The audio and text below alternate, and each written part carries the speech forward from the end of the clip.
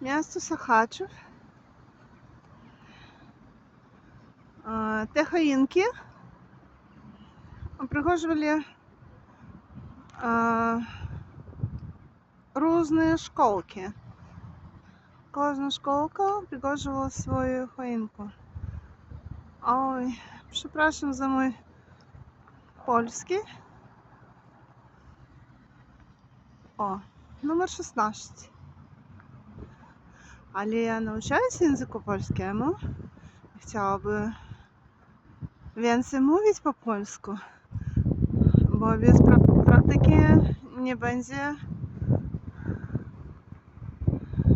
nie zmogę mówić i nie będzie wiedział, jak to po polsku, można сказать, wiedział. O, jaka fajna choinka. To wszystkie są fajne. O, tu taka cukierka. Tam takich bombkach fajnych. Tutaj drewniane.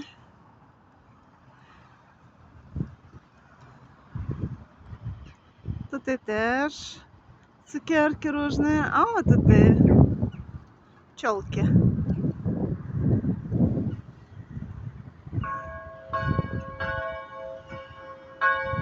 I te wszystkie choinki są przy kościele. I tutaj główna choinka z Sochaczewa.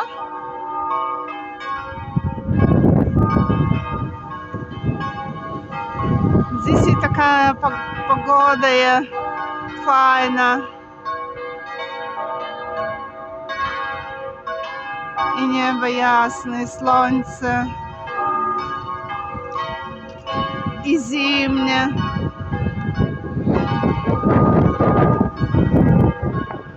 Przyjechałam do swoich przyjaciół do miasta Sochaczew.